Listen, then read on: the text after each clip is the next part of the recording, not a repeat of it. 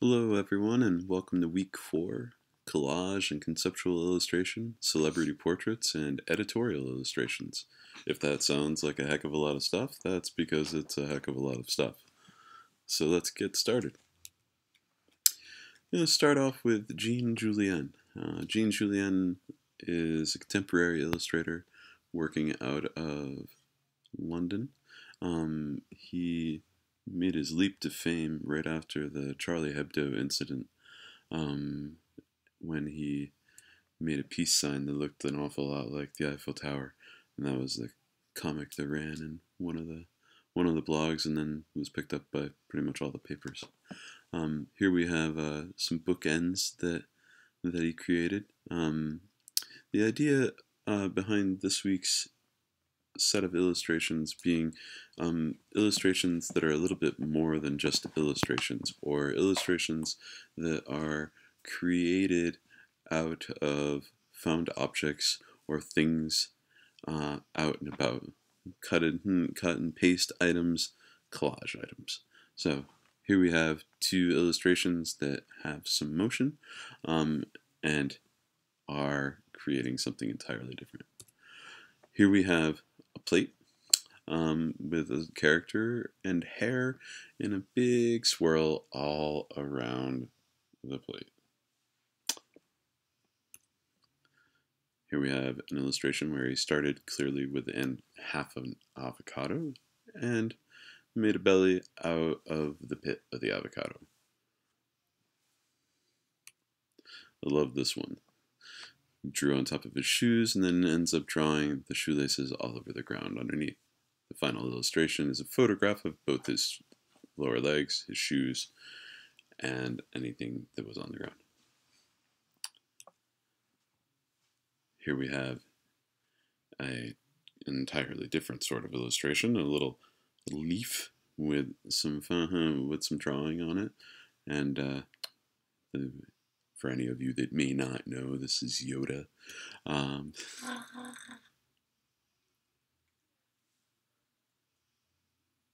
My wife would like to be part of the lecture this week, so if you heard some Chewbacca there, enjoy yourselves.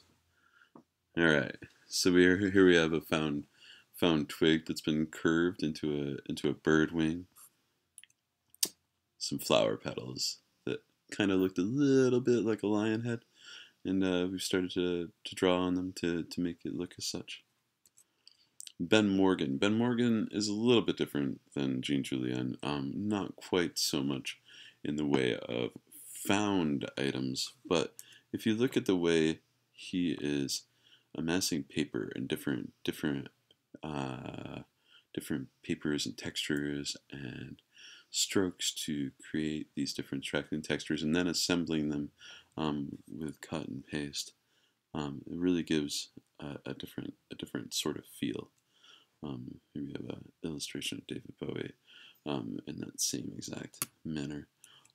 Here we get a newspaper page which we have then drawn over top of and painted on, and it gives just another layer of depth, and it gives us one more relational context to all of these objects on the surface. Move on to Martin O'Neill. Martin O'Neill's work is just really busy, and here we have just an environment made out of both objects and actual settings, and just we really get a sense of story to these illustrations. Excuse me. I love this one. It's just all the stars with the different flags and motifs inside that really we see it as a depth of pattern, like several different layers of pattern all over top of the city and this fellow across the river from the city. So it looks like setting, but then it's juxtaposed with this pattern, but the pattern has depth, and it's, there's just a lot happening in these illustrations. Same here, all of these different crane shapes and then geometrical drawings, and then the boats in the bottom. It's just, you're really just trying to piece together the story both out of relational objects, context, but just at the end of the day, still just trying to justify, where the different shapes are going and how you're supposed to be going around this image. So really just beautiful stuff. You really get a sense of more story to these. We get a mixture of drawing and collage, painting. Really provides endless opportunities for you. There's Jamie McGowan going in a slightly different avenue now. So more straight collage pieces out of cut paper, and really like a more cartoony, whimsical feel too. These are probably a little bit happier maybe than the last set. That's some incredible Mr. Fox looking stuff here, But again, the textures are so nice in this one. You look at that back wall, really it sits away from the things in front of it because it's the only thing that has that texture to it. So like, we see that as behind and all the overlapping of the different patterns in front. It's beautiful stuff. Here's Julien Picot, or I'm not actually certain how to say that last name, so forgive me if you know. So some realistic imagery that we've appropriated from different sources, and it really ends up making for this super surreal looking image because everything's so real, but it's also pieced together really nicely and obviously isn't actually how it is. I love this one. This feels like the story of the American dream on January 1st every year to me.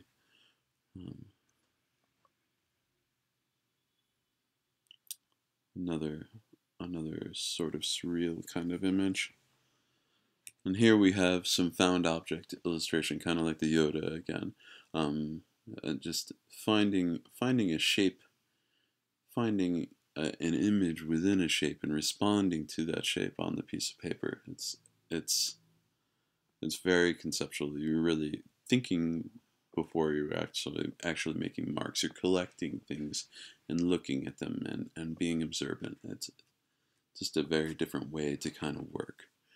Normally you see people trying to come up with this idea that they're going to then manifest on some blank sheet of paper, but to take that element out and just throw something down that you suddenly have to respond to is very different, but I think also tremendously freeing in the process. A little airplane there.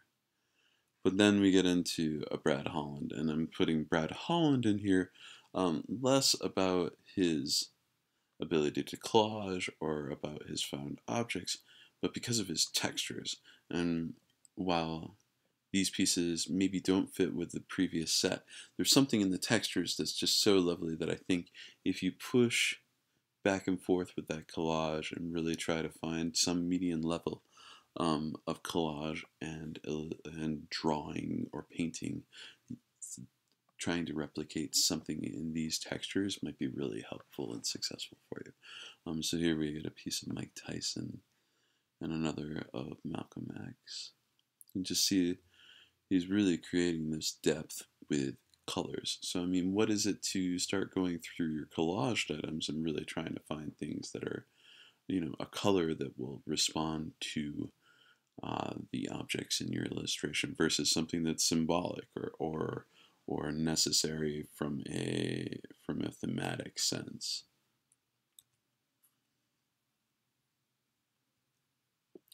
This one of Tupac. This one's more of just a drawn piece. The atmosphere is kind of all within him. Sean Penn. And Gary Kelly. Gary Kelly is another person that's just very much an atmosphere kind of guy.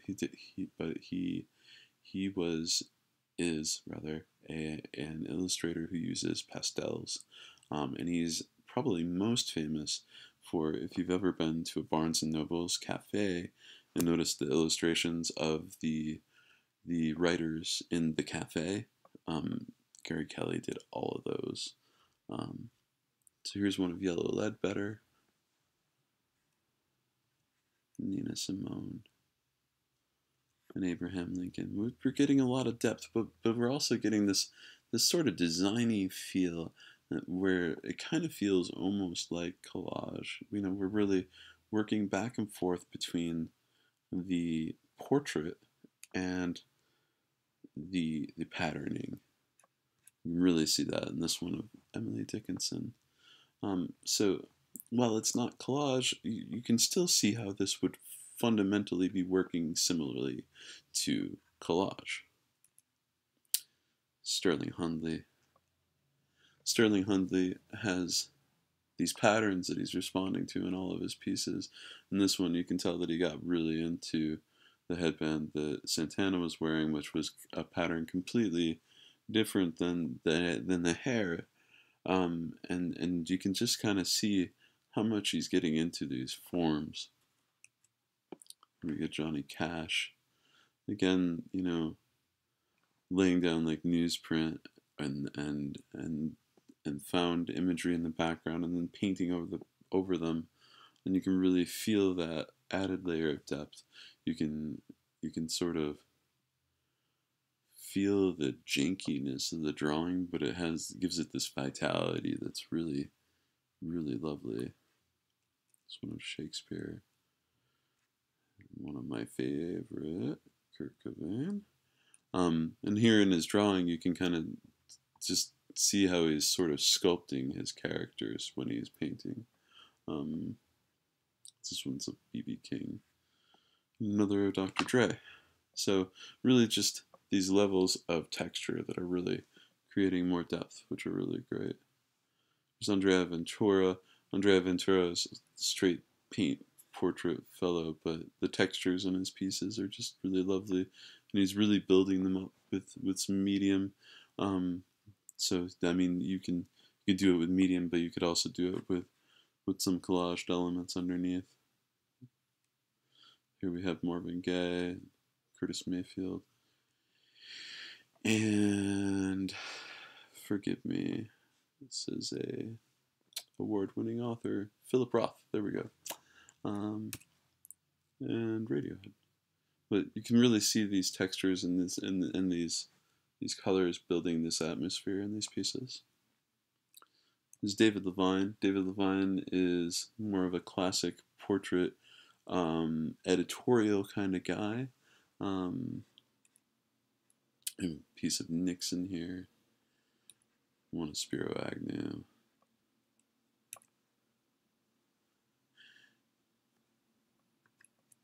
Rasputin. The Rasputin looks particularly savage, in my opinion. More contemporary, Martin Anson. You get a portrait of Steve Jobs. You can tell these were most likely colored on the computer. There was some question as to whether people were going to be using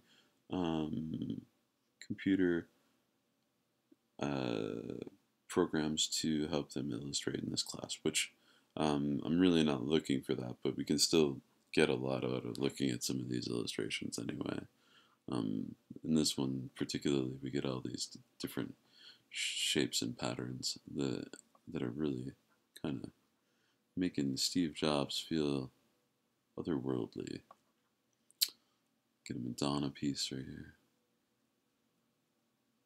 This is such an interesting angle of Obama. We're really just dependent upon his ear and his smile, and it's just quite lovely. Sonic Youth illustration. Then Mark English. Mark English is really interesting because he just builds in these this imagery that's really opposed to the actual environment that the painting's in, but it relates conceptually so well that you just kind of feel it's seamless in a way. So here we get a portrait of Reagan with the White House and this Star Wars kind of feel to it. If you don't recall, there was the Star Wars campaign in the 80s where Reagan was combating against the Russians, as he was always. There's Red Cloud. We get the image of the bison and the red and the yellow sky in the back, which the one side doesn't seem to fit with the other side. We just get these different nodes of the painting that really are working in different languages but seem to work perfectly together. One of Einstein.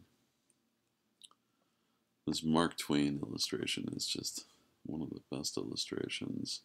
I think only really topped by this portrait of Jacques Cousteau, which we finished with in the slideshows today. I don't know if any of you know Jacques Cousteau, but we have the Calypso up there in the top, and we have a chart down at the bottom. And then just kind of seeing his portrait sort of coming out of the two, and it's really, really well done.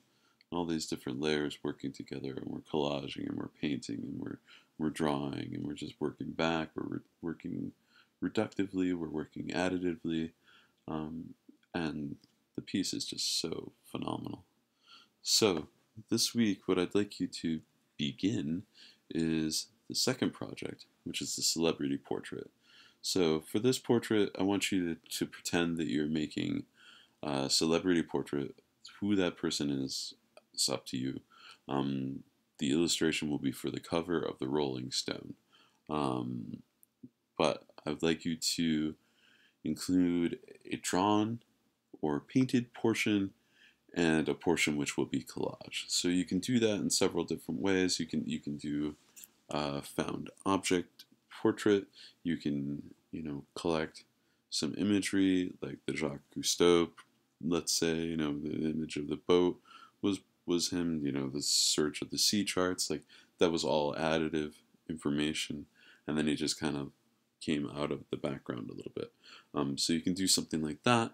You can do more a piece like the Philip Ansons, or you can go all Jean Julien on me and create something that is sort of almost interactive, or that you have to create part of the illustration and then you take a photograph to actually finish it.